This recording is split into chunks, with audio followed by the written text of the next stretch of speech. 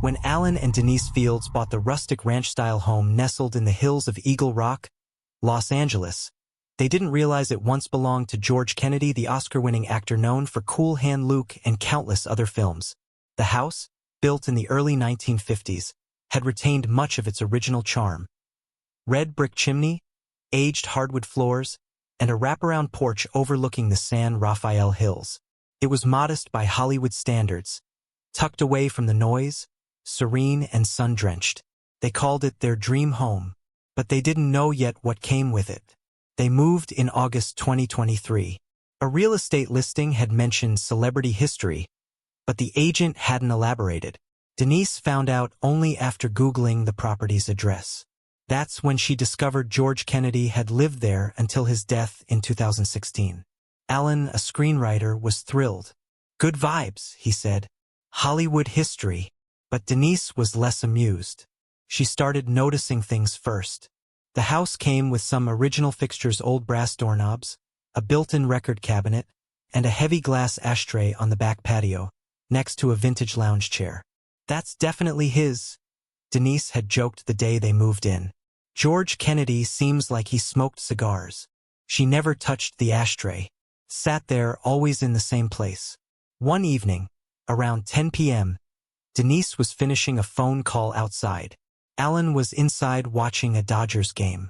As she walked toward the sliding glass door, she glanced at the chair and saw a faint glow, like the orange tip of a cigar in the dark. She froze. No smell, no sound. Just that pulsing ember. It faded before her eyes. Allan insisted it was nothing. "Maybe a reflection," he said, "from the kitchen light." But the next morning, the ashtray was full of ashes. Denise swore she'd emptied it weeks ago. 2 weeks later, they were painting the hallway when Allan stopped in front of a mounted mirror, one they hadn't noticed before, framed in tarnished gold, slightly crooked. "How did we miss this?" he asked. They hadn't installed it. It hadn't been in the listing photos either. Allan tried to remove it, but the screws wouldn't budge. "Weird," he muttered. "It's like it's part of the wall." So they left it. That night, Denise woke up to a thudding noise in the hallway. She opened the bedroom door and walked barefoot into the dim corridor. The mirror was fogged up, as if someone had been breathing on it. There were finger smudges on the glass, 3 short marks, as if someone had dragged their fingertips across the surface. Cold air surrounded her. Allan woke up when he heard her scream. The smudges disappeared by morning. George Kennedy had a study. That much they confirmed from old photos online. It was a warm corner room with wood paneling and built-in shelves. Allan converted it into his writing den. One afternoon, while Denise was at work, Allan was editing a script when he heard a low voice behind him. "That line doesn't work." He spun around. Nobody. He tried to laugh it off: too much caffeine, too little sleep. But it happened again and again. Sometimes it was mumbling he couldn't make out. Other times, clear as day. "You're trying too hard. Make it simpler," he told Denise, expecting her to dismiss it. But she didn't. She looked pale. "I think he's still here," she said. "I think George never left." In October, things escalated. Their neighbor, Mrs. Lynn, an 83-year-old who'd lived across the street since the 1970s, came over with banana bread. As she stepped inside, she froze. "Still smells like cigars," she said. Denise smiled politely. "We don't smoke." Lynn looked around. "You know, George used to sit right out there every night," she said, pointing to the porch. "Always in that same chair, sipping bourbon, watching the sunset." That evening, just after sundown, Denise pulled back the curtain and there he was. A broad-shouldered man, sitting on the patio chair, face in shadow, perfectly still, like a statue. She didn't scream. She didn't blink. She stood there, paralyzed, watching the figure slowly fade away. The ashtray was full again. They considered moving, but something told Denise not to, at least not yet. While cleaning the attic in November, Allan found a dusty cardboard box filled with yellowed papers, old photographs, and a typed letter dated February 23, 2015. The signature was unmistakable: George Kennedy. It was addressed to whoever comes next. In it, Kennedy wrote about his love for the house, the quiet joy it brought him after years in Hollywood. He mentioned nights on the porch, mornings in the study, and a sense of peace he never found elsewhere. The final paragraph read, "If you feel me, don't be afraid. I mean no harm. I just can't seem to leave. I guess when a man truly loves a place, he lingers." They never saw him again after that. But every so often, Allan swears he smells cigar smoke when he's writing. And Denise sometimes finds the hallway mirror crooked, just slightly, as if nudged. They decided to stay. Not because they had to, but because they wanted to. The house didn't feel haunted anymore. Felt watched over. Don't forget to subscribe and like if you liked this story. The attic smelled like dust and forgotten time. Not the kind of musty decay found in homes abandoned for decades. The scent was subtler, soaked into old cedar beams and insulation that crinkled under every step Allan took. He lingered in the cramped space after finding the letter, his flashlight casting uneven shadows across the rafters. He wasn't sure why he stayed. Maybe it was the quiet, the kind of quiet you don't find in Los Angeles anymore.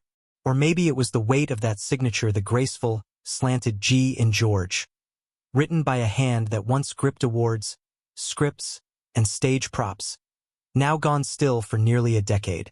The box he'd opened contained more than just the letter.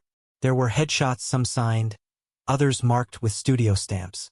There were pages of half-written notes, story outlines, and what looked like a worn leather-bound journal, the kind with a strap that wrapped around it twice before tucking into itself. Allan didn't touch the journal yet. Something in him hesitated, as if cracking that cover would invite more than just words. He climbed back down, slower than before. The house, by dusk, took on a glow that no camera could capture. The floorboards warmed under the last light of day, and the wooden beams across the ceiling turned a rich amber. Denise was in the kitchen, her sleeves rolled up, chopping sweet potatoes in silence. Allan said nothing as he placed the letter on the dining table. She turned, wiping her hands on a towel, and came closer. They didn't speak. They just read. The part that struck Denise wasn't the final paragraph, but a sentence buried halfway through. "I used to listen to the house breathe at night. That's how I knew it was alive."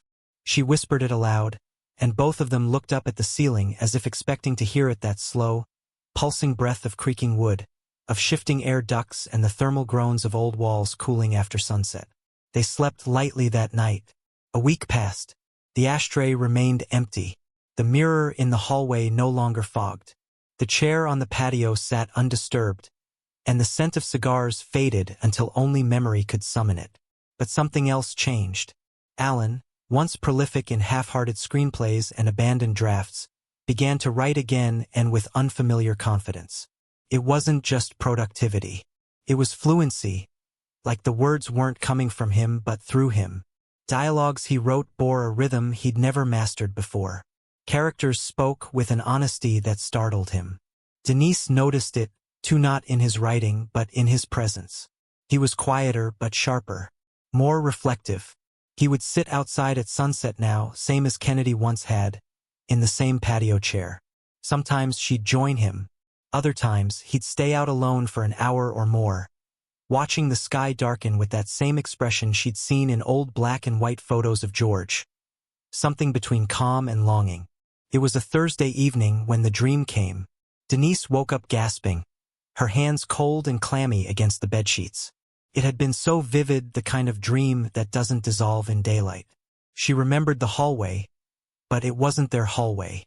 It was the same floor plan, but the wallpaper was darker, older, like something from the 1970s. There was laughter in the background, not ominous, but slow and low, like someone remembering a good joke. She followed the sound and found herself in the study. He was there, not spectral, not flickering, but whole. George Kennedy, in a cream-colored shirt, sleeves rolled up, a pen in one hand and a glass of bourbon in the other. He looked younger than in his final photos, stronger, healthier. He didn't speak. He simply looked up at her, offered the glass, then turned back to the typewriter on his desk. And as he typed, the keys struck with a rhythm so slow and methodical that she could feel it in her own chest. Thud, thud, thud. That was when she woke. The next day, she went to the study and stood silently in the doorway. Allan had left early for a meeting. The sun hadn't fully risen. Morning light pushed in through the blinds, striping the floor in soft gold. She took a step inside. Then another. The typewriter wasn't real, they didn't own one, but her ears still echoed with the sound of those keys. On instinct, she pulled open the bottom drawer of Allan's desk, the one they'd never used. Stuck for a moment, then gave. Inside was a single sheet of yellowing paper. Typed. Not handwritten. Not printed. Typed. She pulled it out, fingers trembling. The house breathes with memory. Don't fear it. Memory is the kindest ghost. There was no name, no date. She didn't tell Allan. Not yet. It was an autumn afternoon when Allan began to change. At first, Denise thought it was just the stress of his work, long hours, constant revisions, a screenplay that seemed perpetually stuck in limbo. But as the weeks passed, the subtle shifts in his behavior grew undeniable. He spent more time in the study, even when he wasn't writing, sometimes just sitting, staring out the window as though waiting for something or someone. Denise could never pinpoint exactly when it started, but she noticed the way he started holding himself differently. The slouch that had once defined his posture slowly straightened. His hands, once twitchy and restless, became still, almost deliberate. When he smiled, it was as if he'd mastered the expression, controlled, calculated. His writing, too, took on a new air of confidence, the words flowing like they'd been unlocked, like there was a connection to something deeper, something he hadn't known he could access before. But it wasn't just the writing. There was something about the way he spoke. His voice had changed. It wasn't a noticeable shift at first, just a slight alteration, a resonance in his tone that seemed to make every word sound more important. He no longer muttered under his breath when thoughts didn't come, no longer cursed when he felt blocked. Instead, he'd sit with his fingers resting on the keys of his laptop, staring into the blinking cursor as if searching for a message that was waiting to be typed out. Sometimes, Denise would come into the study and find him deep in thought, his lips moving as if he were talking to someone. His words weren't directed at her, nor were they part of his script. They were fragments of conversation, ideas, dreams, and bits of things that didn't belong to their life. In those moments, she could almost swear she heard a low chuckle, deep and familiar, like someone was just behind him, offering approval. Denise stopped asking about it. She tried to ignore the sensation that someone was watching them, that George Kennedy's presence had settled deeper into the house than she had realized. The mirror in the hallway had begun to shift again. It was subtle, but every time she passed it, the angle would be just slightly different. The smudges on the glass returned, but this time, they were more distinct. A handprint, faint but discernible, streaked across the surface, a mark of someone who had touched the mirror from the inside, not just the outside. Denise told herself it was just condensation, but deep down, she knew it wasn't. It was the same hand she'd seen in the dream. As the days grew shorter and the shadows lengthened, Denise began to feel like the house itself was breathing again. It was faint at first, just a shift in the atmosphere, a temperature drop that would come and go in the middle of the night. It wasn't cold, but it wasn't quite warm either. The air felt thick, heavy, like it was full of something that hadn't been allowed to leave. She couldn't quite place it. It wasn't a ghost, not in the traditional sense. It was more like the house was alive, a living thing with a presence that couldn't be ignored. One evening, Denise sat at the dining table, sipping tea as she tried to focus on a book. Allan was in the study. His door cracked open just enough for her to hear the soft hum of the typewriter. The click of the keys sounded almost rhythmic, like it was playing a song in the background. She'd gotten used to it by now, but there was something different about tonight. The sound was louder, more insistent. She set her book down and stood up, moving toward the study. Her feet felt heavy, as though the floor itself was pulling her forward. The air around her seemed to grow colder the closer she got to the door. She reached for the handle, hesitated, and then pushed it open. Allan was sitting at the desk, his back to her. His fingers were poised over the keys, but he didn't type. He was staring at the screen, unmoving. The chair creaked beneath him, but he didn't shift. "Allan?" she asked, her voice trembling slightly, though she tried to keep it steady. He didn't respond. "Allan," she said again, this time louder. His head turned slowly, and his eyes, there was something in them that made her stop in her tracks. They were no longer the warm, brown eyes she knew. They were distant, unfocused, almost glassy. "I'm here," he said, his voice too calm, too flat. She felt a chill run through her, but she stepped closer, placing her hand gently on his shoulder. It was warm, too warm. "Are you okay?" she asked, her heart racing. "You've been in here all day." Allan's lips curled into a faint smile, but it wasn't his usual smile. It was deeper, more knowing, as though he'd been privy to some secret she didn't understand. "The story's coming together," he said softly, his voice distant. "I'm just waiting for it to tell me more." Denise pulled her hand away from his shoulder, instinctively stepping back. "What do you mean?" Allan didn't answer. His fingers lifted from the keys for a moment, then returned to the typewriter with an almost mechanical precision. The keys clicked again, louder than before, as if they were trying to drown out her questions. Something was wrong. Something was happening to him, and it wasn't just stress or exhaustion. Felt as though he was slipping away, piece by piece, into something or someone else. The next day, when she went into the study again, Allan was gone. It wasn't that he'd left the house, he was still there. But the room was different. The typewriter, once pristine and forgotten, was now sitting in the middle of the desk, a sheet of paper in place, the words already typed out across its surface. Denise's eyes widened as she stepped closer, her breath catching in her throat. The words weren't Allan's. They weren't even close. They were typed in a steady, deliberate rhythm, as though someone had been writing for hours, each sentence perfectly crafted. The script was flawless, too flawless. The words were heavy with weight, too full of emotion. It wasn't a screenplay, it was something else. The page read, "I once had a life filled with moments, but now they are only echoes. The house breathes with me, I breathe with it, and we never leave." Denise looked around the room, her heart pounding in her chest. She knew who had written it. She turned, her eyes searching the darkening hallway, but there was nothing there. Nothing but the soft, rhythmic click of the keys. The night fell quickly, as it always did in that old house. The kind of night that seemed to press in on every corner, filling the rooms with a weight that could almost be touched.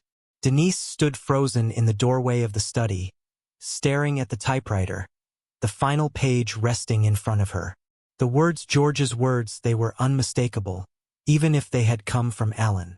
There was no denying it anymore. He had become a vessel for something else, something that had lived long before him.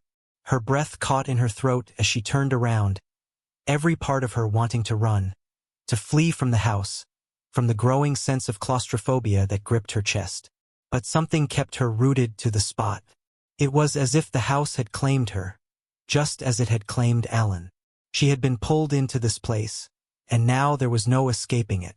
She stepped into the room, the door clicking shut behind her. The darkness outside seemed to thicken around her, a looming presence. Allan had not returned, and his absence felt more present than ever. She reached for the sheet of paper, the edges of the page crinkling in her fingers as she pulled it from the typewriter. The typewriter, with its old keys and worn-out ribbon, sat silent now, but the air hummed with a strange energy, as if something still lingered there, suspended. Denise's eyes drifted over the words again, searching for some meaning, some clue that would explain what was happening to Allan, to the house. But the message was simple, chilling in its directness. "I breathe with it, and we never leave." Denise's hands trembled as she laid the paper down, her mind reeling. There were no answers here, just the cold certainty that whatever force had tied George Kennedy to this house, it had not released its grip. It had found a new tenant, Allan. It had been 3 days since Allan's disappearance.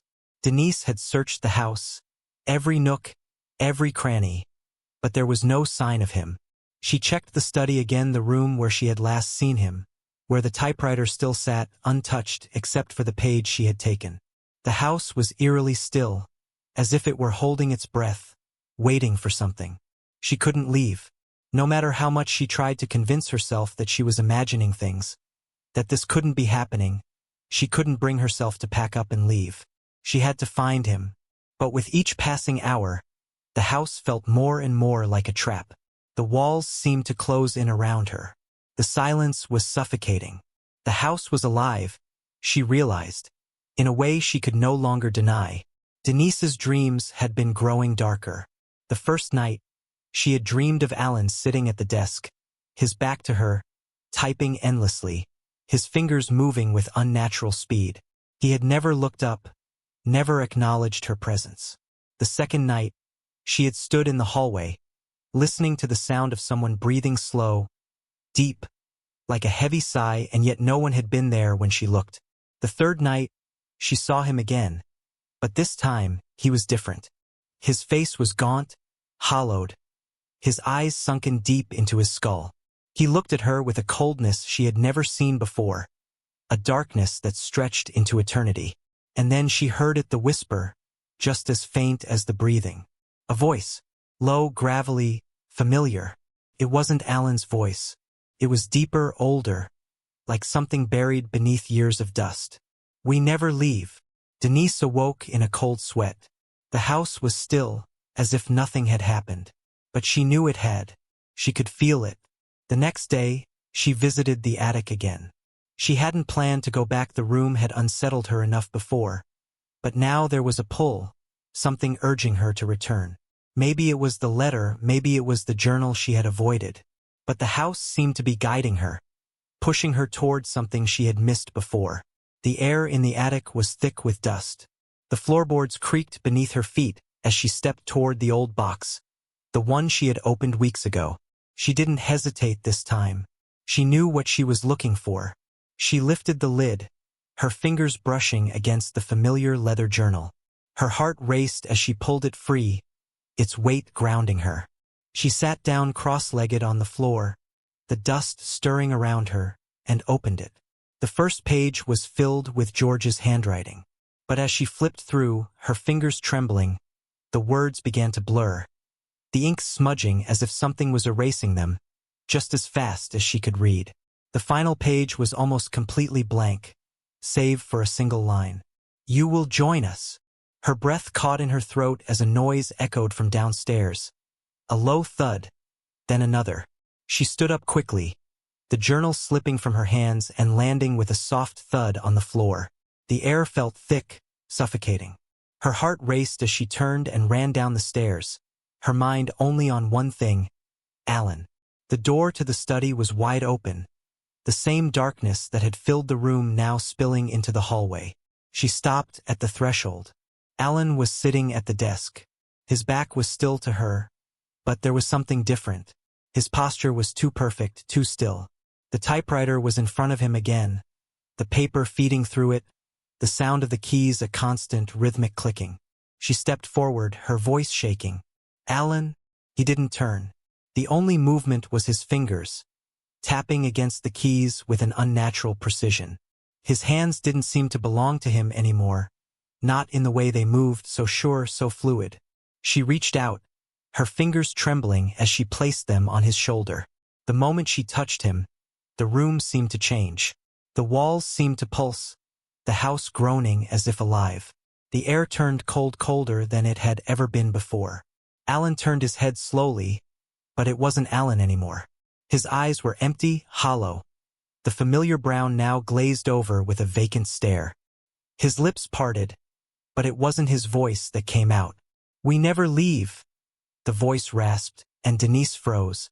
It was George's voice, cold, hollow, filled with an eternal presence.